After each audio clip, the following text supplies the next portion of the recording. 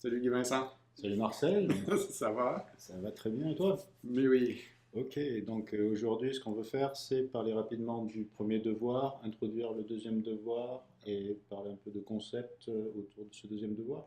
Super, ça semble un bon plan de match. Ok, Donc, peut-être brièvement mentionner, j'ai écrit quelques classes qui me semblaient isoler certains problèmes que des étudiants ont rencontrés durant le premier devoir. ouais, On ne va pas les présenter, on va tout publier ça sur GitHub. ouais, Je peux quand même montrer ici.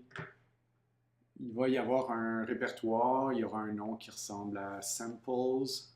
Il y a une série ici de problèmes, de petits défis. Essentiellement, ce que j'ai voulu faire avec ça, c'est de montrer que le devoir un élément super important du devoir 1, c'était d'avoir une structure de données dans laquelle on pouvait ajouter des exemples. Et donc, Samples, c'est ce que ça fait. Ce que je vous invite à faire, c'est à compiler chacun de ces programmes-là. Ils compilent tous et les exécuter.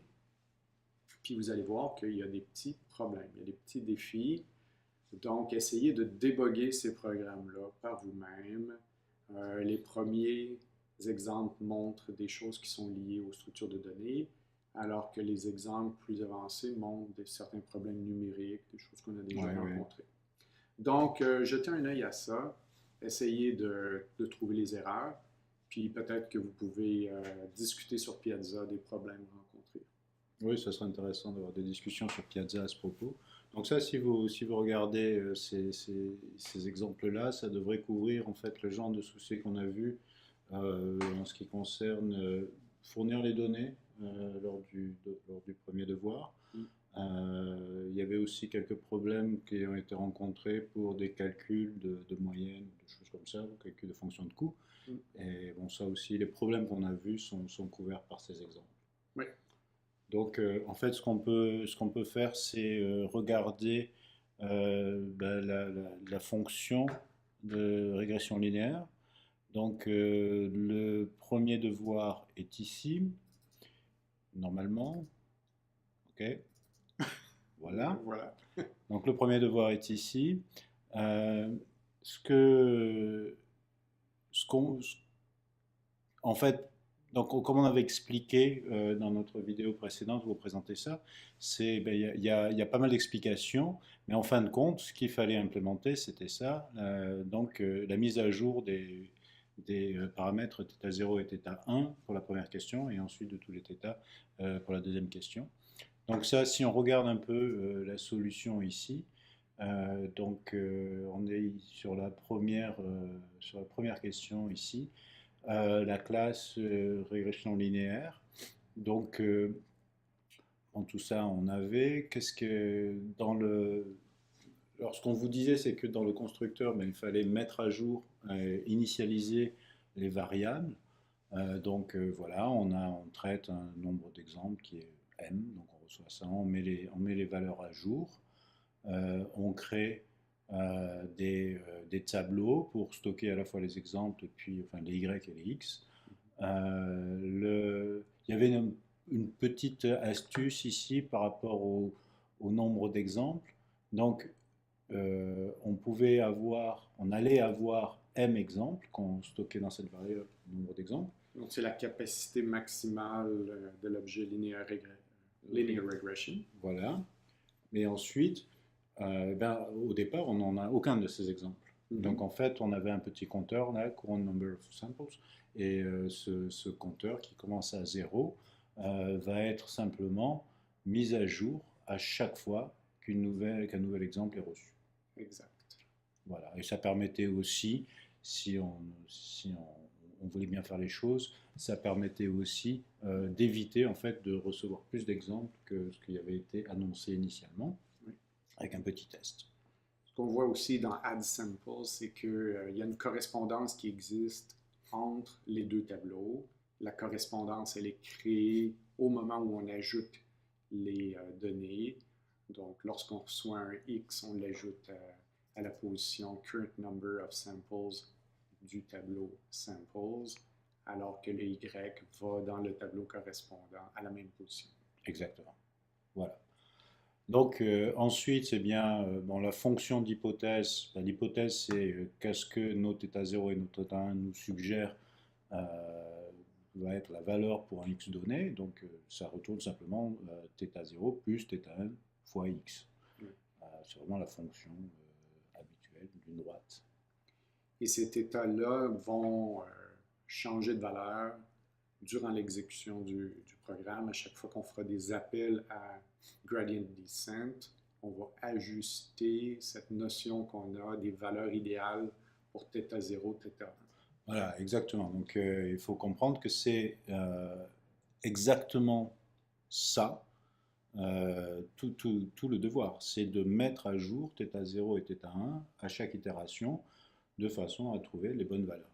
C'est tout ce dont il s'agit. Et donc pour ça, eh bien, donc, ici on voit qu'est-ce qu'il fallait faire. Donc pour la question 1, à chaque fois qu'on met à jour, donc à chaque itération, on va mettre à jour à la fois θ0 et θ1 de la manière suivante. On va faire la somme sur tous les exemples et on va regarder la différence entre notre valeur actuelle, notre hypothèse actuelle pour x par rapport à sa valeur réelle qui nous a été donnée dans addSample. Donc on regarde la différence entre ce que nous on hypothèse et ce qu'on avait vraiment. On fait la somme pour tous les exemples. Et une fois qu'on a fait la somme pour tous les exemples, eh bien on va mettre à jour θ de cette manière. Oui. Il fallait mettre à jour θ0 et θ1 en même temps. Beaucoup de gens, surtout au début, commençaient par mettre à jour θ0 et ensuite essayer de calculer la nouvelle valeur de θ1. Mais bien sûr, comme l'hypothèse ici est définie comme étant θ0 plus θ1 fois x, si vous avez déjà mis à jour θ0 quand vous calculez l'hypothèse lors du calcul de la mise à jour de θ1, ben vous avez en fait une fonction qui est à moitié mise à jour, à moitié pas mise à jour, et donc elle est juste incorrecte. Tout à fait.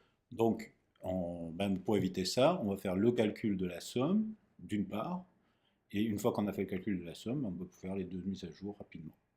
Donc on voit ça maintenant sur le code, ça prend pas beaucoup de lignes de code. On va faire ça, donc en fait, le gradient, il est fait un certain nombre de fois, c'est un paramètre. Donc on va itérer ce nombre de fois, et à chaque fois, on fait une itération. Donc on applique la formule une fois. On va faire les deux sommes là, dont il était question. Donc là, ce qu'on essaie de faire, c'est simplifier les choses. Ici, on veut faire une somme, et ensuite, on veut mettre à jour θ. Donc on va d'abord faire la somme, et en fait, on va faire les deux sommes, et puis ensuite, on va mettre à jour les deux θ de manière séparée. Donc d'abord, on regarde tous les exemples, et pour chaque exemple, on suit littéralement la formule qui nous est donnée. Donc là, pour ne pas faire ce calcul deux fois, j'ai pris une petite variable temporaire TMP. Là. Donc je mets l'hypothèse que j'ai pour l'exemple, moins la valeur que j'avais reçue pour cet exemple. Et je rajoute ça dans ma somme, donc je pars de 0 et je vais faire ce calcul pour tous les exemples. Et dans le cas pour θ1, il va falloir multiplier ça par la valeur de l'exemple lui-même. Donc voilà, somme 1 et somme 2 correspondent littéralement à cette somme-là et à cette somme-là. Et une fois que j'ai fini mon calcul sur tous les exemples, je n'ai plus qu'à mettre à jour θ, θ0 en prenant sa valeur actuelle et en enlevant, 2 fois alpha fois la valeur de ma somme divisée par le nombre d'exemples. Et la même chose pour θ1. Vous voyez que le calcul est fait entièrement avant la mise à jour de θ0 et θ1. Voilà, quelques lignes et on a notre résultat ici. Oui. Puis on va publier la solution bientôt sur nos sites de cours respectifs. Voilà. Et sur GitHub, en fait, je vais poser là où j'avais mis la solution du premier devoir. Pour le deuxième exemple, c'est en fait relativement similaire, sauf que bon, maintenant, chaque exemple a plusieurs valeurs, donc eh bien, on ne peut plus avoir juste un x et un y, on a toujours un seul y, mais chaque x est maintenant une série de valeurs. Donc en fait, on va avoir un tableau, deux tableaux. Oui. Chaque exemple a un ensemble de valeurs, tous le même ensemble. Donc il y a ça. D'autre part, donc on est censé faire ce calcul-là pour chacun des θ. Donc maintenant, on a plusieurs θ, et on va faire ce calcul-là pour chacun des θ. Il était précisé qu'on allait rajouter une valeur x0 qu'on n'avait pas avant, qui vaut tout le temps 1. Et ça permet en fait de ne plus avoir à faire une distinction entre θ0 et le reste, comme on faisait pour la première question. Puisque, étant donné qu'on a un x0 qui vaut 1 pour tout le monde, ça devient la même formule pour tous les θ, peu importe. Mais ça veut dire que le client de notre classe va nous donner un nombre d'exemples, d'attributs, par exemple, Oui. qui est un de moins que ce qu'on va utiliser. Oui, on ne veut pas forcer l'appelant à ajouter ce 1-là. C'est un détail d'implémentation. Voilà, il n'est pas au courant. Il ne sait pas qu'on a choisi cette voie-là. Voilà. Donc, en fin de compte, donc il va falloir faire ce petit truc. Donc, comment ça va se passer? Eh bien, quand on nous dit qu'on va avoir un exemple de taille m, eh bien, on va avoir, m exemples de taille n. On va avoir, on enregistre la taille, mais vous voyez que quand dans nos matrices ici, là où pour chaque exemple, on va avoir n plus 1 entrée, par exemple. Oui. Donc, et puis pour θ aussi, on va avoir n plus 1 valeur, puisqu'il va y avoir θ0. Et ensuite, il y avait une variable temporaire ici, temp θ, dont on va parler dans une seconde, et elle aussi a besoin de n plus 1 valeur. Donc, on a maintenant nos n plus 1 valeurs pour chacun de nos exemples, et puis, donc, chaque fois qu'on reçoit maintenant un nouvel exemple, donc il a ici, il va obtenir nombre de features, il a une taille de nombre de features, mais en fait, on va l'utiliser dans un tableau qui a le nombre de features plus 1 entrée. Parce que la première entrée, ça va être 1 à chaque fois. Donc en fait, on va faire ça. Dans la première entrée, qui est donc l'entrée 0 de l'entrée correspondante à sample matrix, on va rajouter 1.0. Et ensuite, pour toutes les valeurs suivantes, de 1 à nombre de features plus 1, on va copier la valeur de x qu'on a reçue comme paramètre. Voilà, donc là maintenant notre matrice est à jour et donc on est prêt pour faire le gradient descent. Et là, à nouveau, gradient descent est très très simple, quelques lignes. Regardons encore la formule. Donc, à chaque étape, à chaque itération, qu'est-ce qu'on fait? Eh bien, il faut calculer cette somme qui va regarder tous les exemples, et on fait ça pour tous les θ. Oui. Donc, alors, certains ont essayé d'améliorer ça, de faire des choses assez compliquées. Et bon, si ça marche, mais si ça ne marche pas, aller vers la simplification. Il y a une formule ici. On a besoin de faire cette somme, faisons cette somme. Ensuite, on va avoir besoin de mettre à jour θ, on va mettre à jour θ, mais on a besoin de se souvenir de l'ancienne valeur. Donc en fait, on va stocker la nouvelle valeur dans une variable temporaire, temp θ, jusqu'à ce qu'on soit prêt à mettre à jour tous les θ en un coup. Donc si on regarde le code là, eh bien, on va faire pour chaque itération, on regarde comme on voyait ici, c'est défini par rapport au nombre de features. Donc on va passer sur toutes les features, et pour toutes les features, on regarde tous les exemples. Donc certains essaient de faire pour tous les exemples, ensuite tous les features. Tout ça c'est possible, mais ça change la formule, et donc du coup, il faut s'assurer que le code est correct. C'est inutilement compliqué. Là, on va faire la somme qui nous est proposée dans la formule. Donc la somme, elle commence à 0, et on passe à travers tous les exemples et on obtient la somme. Oui. Et une fois qu'on a fini avec notre somme, eh bien, il faut qu'on mette à jour, enfin, on voudrait mettre à jour θ, mais on ne peut pas parce qu'il faut garder la valeur initiale pour calculer les autres sommes. Donc, du coup, on est obligé de garder la valeur dans une variable temporaire, temp θ, qui met simplement la valeur que va avoir θ une fois que le code est prêt à être, une fois que θ est prêt à être mis à jour. Donc, on met ça dans temp θ. Et une fois qu'on a fini tout ça, eh bien, on passe au-dessus de tous les θ et on leur attribue la valeur de θ. Ce qui est intéressant aussi avec le code, c'est que il fonctionne aussi il pourrait solutionner la question 1.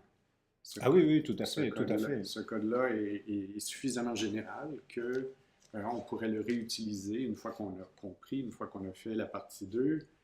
Il fonctionne très, très bien.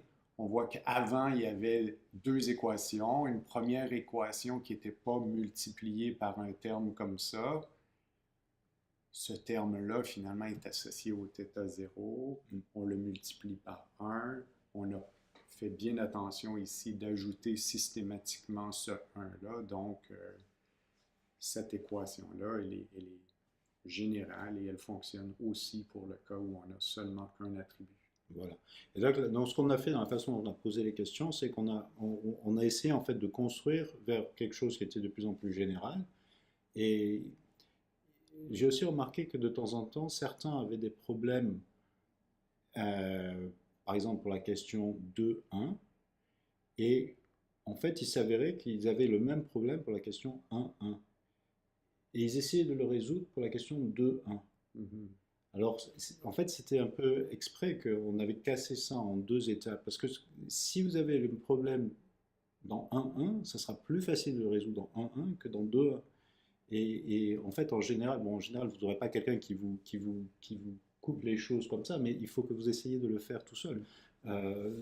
Essayez de simplifier les problèmes, de résoudre une chose et ensuite de compliquer, d'aller doucement vers la solution générale.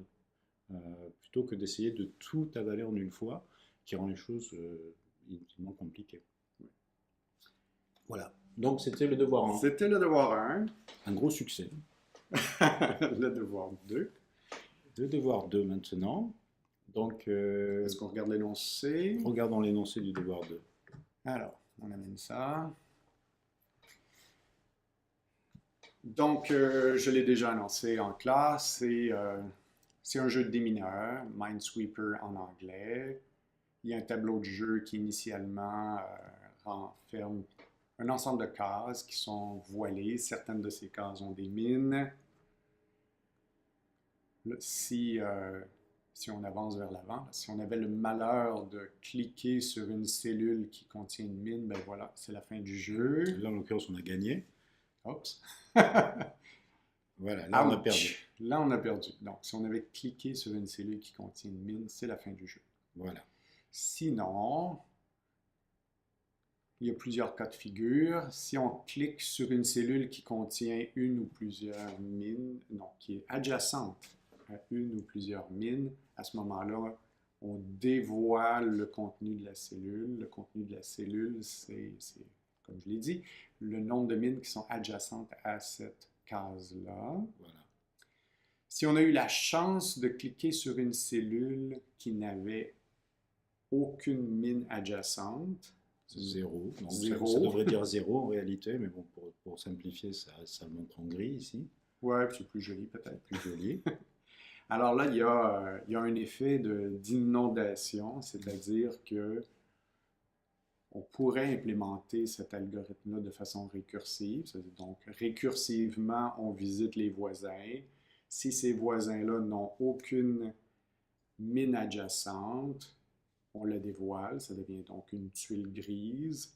Et on applique la méthode aux cellules adjacentes comme ça. Ce qui nous permet là, dans ce phénomène d'inondation-là où forcément les cellules qui sont pas dévoilées sont des cellules qui renferment le nombre 1 ou un nombre supérieur à 1. C'est une frontière numérique. C'est ça. Donc si on lance le jeu quelque part, on peut regarder ça Donc, on peut cliquer Minesweeper, c'est la classe qui a la méthode principale. Voilà. Et là, je laisse Guy Vincent, qui est habile avec ce jeu, faire la démonstration. Ok, bon. Alors au début, c'est aléatoire. Bon, mais là on a de la chance. Alors, vous voyez, je viens de cliquer là et ça m'a dégagé toute une zone. Donc là, ben, je peux sans doute commencer à faire un peu de ménage. Pas beaucoup d'ailleurs, mais par exemple ici, je sais que c'est celle-là qui a une mine. Donc je peux enlever ça et je ne vais pas forcément beaucoup plus loin pour l'instant. Ok, donc ben, je vais prendre un risque et je vais appuyer. Ah ben, j'ai vraiment de la chance aujourd'hui. Et donc là, par exemple, ben, je sais que je peux enlever cela. Du coup, je sais que je peux enlever cela. Du coup, je sais que je peux enlever cela, cela, cela, etc. Tout ça, c'est bon. Ici, c'est bon, etc. Donc, vous pouvez comme ça essayer d'avancer dans le jeu. Et ben, au bout d'un moment, si vous ne vous trompez pas, vous allez pouvoir nettoyer tout le jeu. Donc là, pour aller un petit peu plus vite, je vais essayer de perdre. Donc je clique. Ok, peut-être arrêter là. Juste pour dire que j'ai mentionné tout à l'heure le grand mot, le mot qui commence avec un R, récursivité. Le but du devoir, en fait, c'était on cherchait une application où on pourrait utiliser une pile. C'est vrai. Et donc, l'élément qui est vraiment important ici, sur lequel on veut porter attention, c'est le fait qu'on ne va pas utiliser la récursivité du tout. Il y a ce principe que tout informaticien sait, qu'on peut toujours transformer un algorithme récursif en un algorithme itératif en utilisant de façon explicite une pile. Donc ici, il y aura une idée de pile. On a donné dans l'énoncé déjà le pseudocode pour faire ça. Voilà. Peut-être aussi, c'est le temps de peut-être de mentionner une astuce de programmation où on suggère de se rendre la vie un peu plus facile et de ne pas implémenter tout de suite cet algorithme-là qui a besoin d'une pile. Voilà, c'est noté dans le devoir d'ailleurs. Euh, donc, vous avez, pour finir ce devoir-là, vous avez beaucoup de choses à faire, enfin, vous avez un certain nombre de choses à faire, et cette capacité qu'a le jeu à enlever des zones entières automatiquement, en fait, bon, c'est nécessaire pour avoir le jeu complet, mais c'est pas nécessaire pour pouvoir jouer. C'est-à-dire si le jeu ne faisait pas ce travail pour nous, ben, il faudrait simplement qu'on clique nous-mêmes sur toutes les cases en question. Donc, c'est peut-être une bonne idée de reporter ça à la fin. Donc, essayer d'obtenir une implémentation qui marche sans la partie qui fait ce nettoyage automatique, qui a besoin de la pile, donc qui est un concept un peu plus avancé. Et une fois que vous avez tout ça, ben vous pouvez ensuite vous concentrer sur l'implémentation de cette partie-là en utilisant la pile. Donc, de façon très, très explicite, ce que ça veut dire, c'est si l'usager clique sur une cellule et que cette cellule-là a le nombre 0 derrière, c'est-à-dire il n'y a aucune mine adjacente, plutôt que d'appeler cet algorithme-là d'inondation, on va simplement retourner, dévoiler cette cellule-là. On va le griser et là, l'usager va conclure qu'il peut systématiquement cliquer sur toutes les cellules adjacentes puisqu'il n'y a aucune mine qui est là. Voilà. Donc en fait, là, les cellules qui n'ont pas de mine vont être gérées comme les cellules qui n'ont pas de mine adjacente vont être gérées comme celles qui en ont. Par exemple ici, quand je clique sur cette cellule-là, ben, ça montre cette cellule-là, mais ça montre rien d'autre. Oui, c'est ça. Et voilà. Donc là, pour finir le jeu, par exemple ici, il y a une mine. Donc si je clique dessus, eh ben, il va se passer un certain nombre de choses. D'abord, je vais perdre. Ensuite, vous pouvez voir que tout le jeu est affiché et la mine sur laquelle j'ai cliqué est affichée en rouge alors que les autres mines sont affichées en noir. Et à ce moment-là, je peux soit rejouer, soit recommencer. Voilà. Allez, je vais mourir et dire quitte. Voilà. Donc maintenant, on voulait parler. Ah oui. Un petit peu. On voulait parler un petit peu Un concept. d'un concept.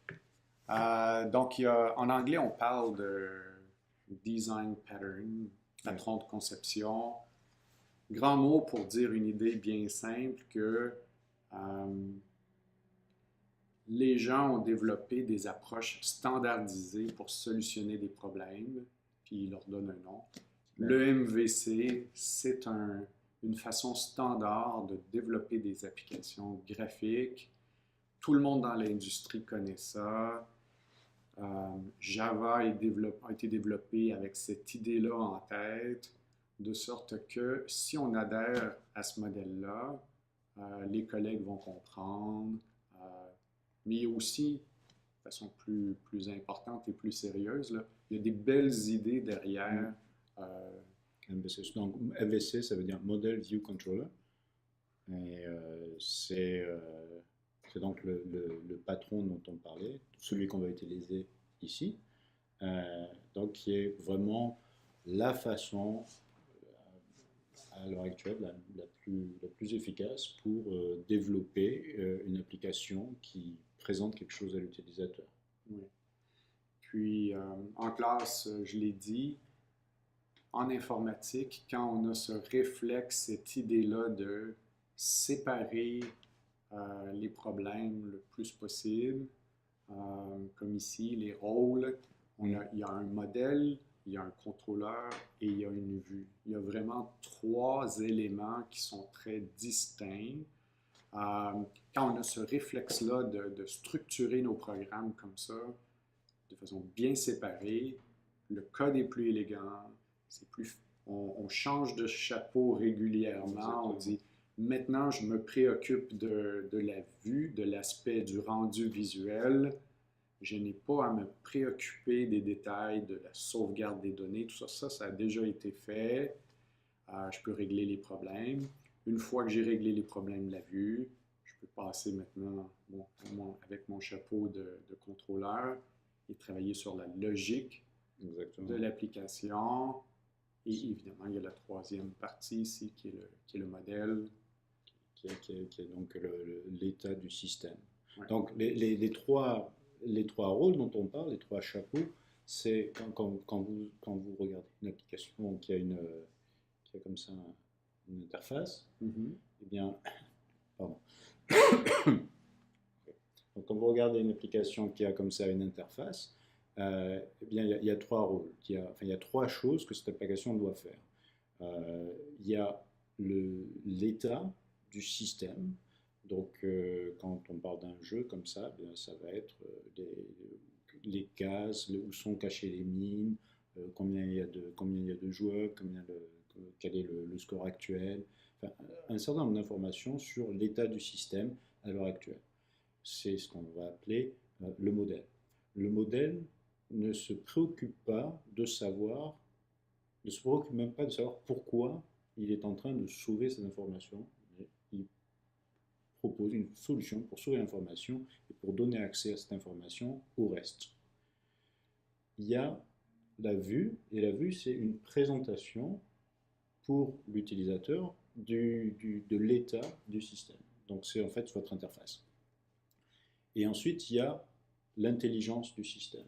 Donc,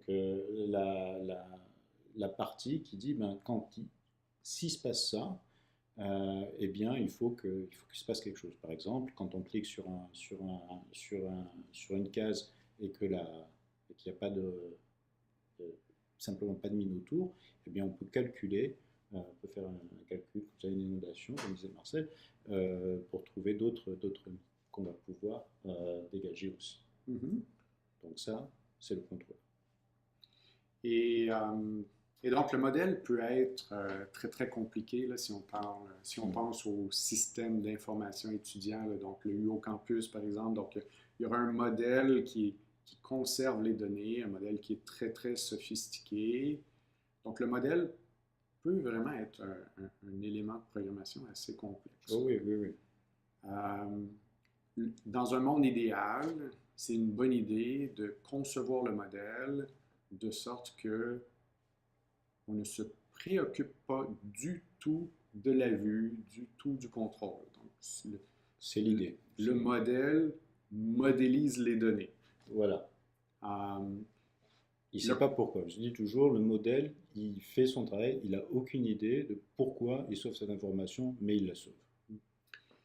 le contrôleur et la vue, eux, vont bien connaître le modèle. Et, et eux, ils ne sont pas réutilisables. Ils sont vraiment, la vue, elle est particulière au modèle. On a dessiné une vue qu'on voulait être une certaine représentation, soit visuelle, mais aussi, ça pourrait être orale, textuelle, ou quoi que ce soit, des données. Le contrôleur, lui aussi, lui, c'est encore pire. Il doit avoir une bonne connaissance de la vue, une bonne connaissance du modèle. Et comme disait Vincent, c'est l'intelligence, c'est la logique du jeu ou de l'application. C'est là où on va mettre tout le code qui réagit aux actions de l'usager. Voilà. Donc si on regarde par exemple ce qu'on est en train d'afficher, là, donc ça c'est le modèle du compteur. Oui, c'est vraiment l'application la plus simple qu'on peut imaginer où le modèle c'est une valeur.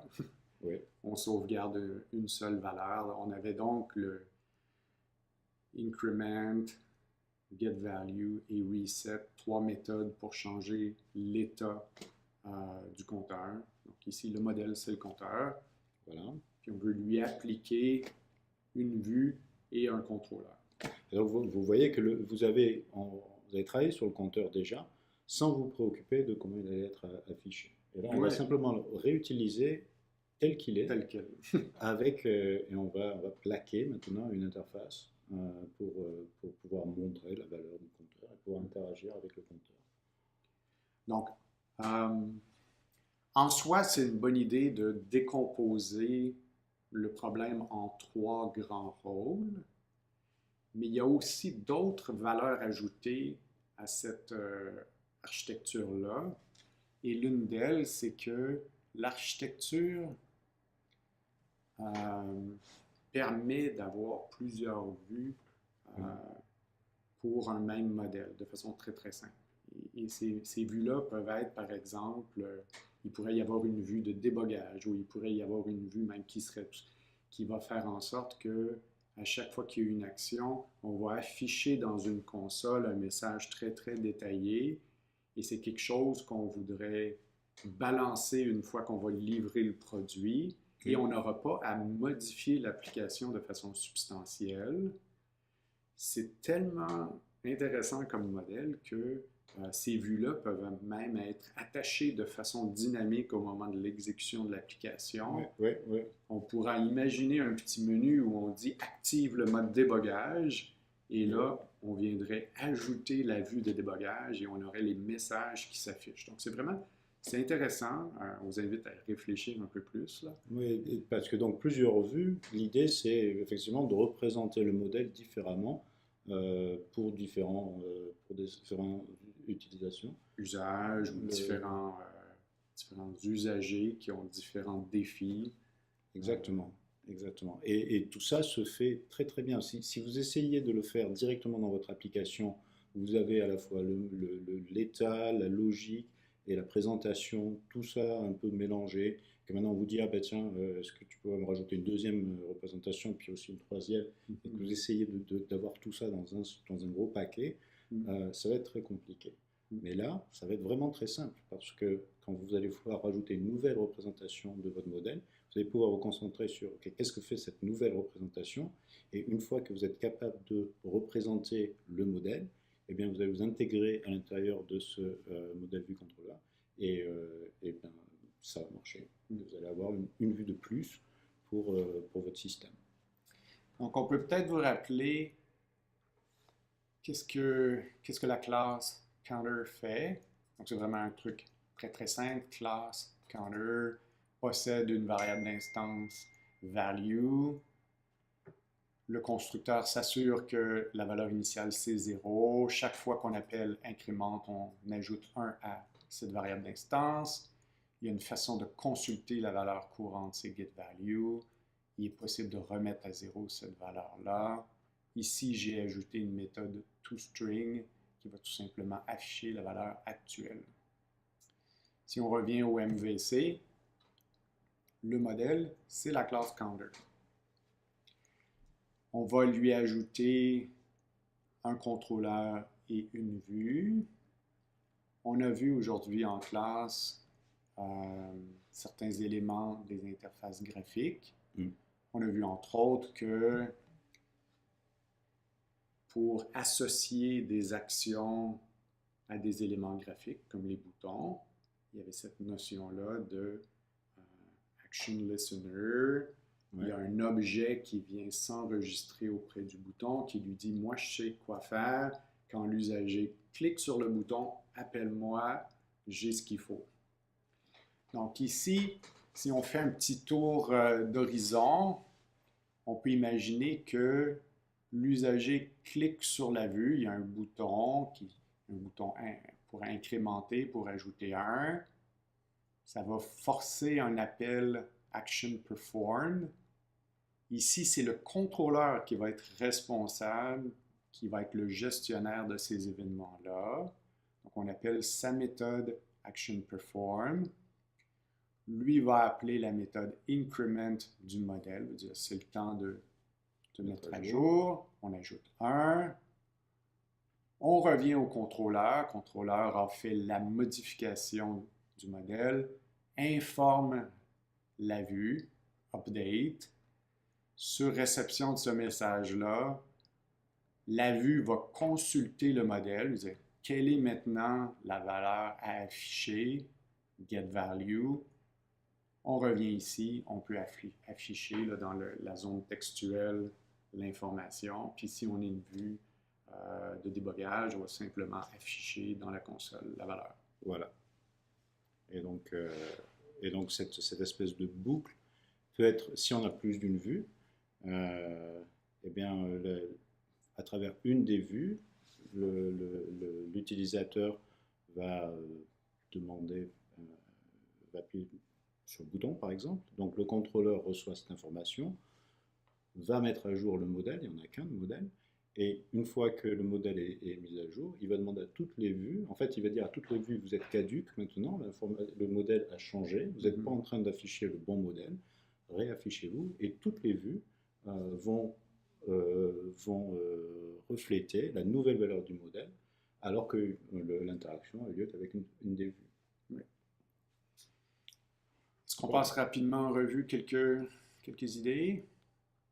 Donc, puisqu'il y aura plusieurs vues, j'ai eu l'idée de définir une interface View qui définit une seule méthode, la méthode Update.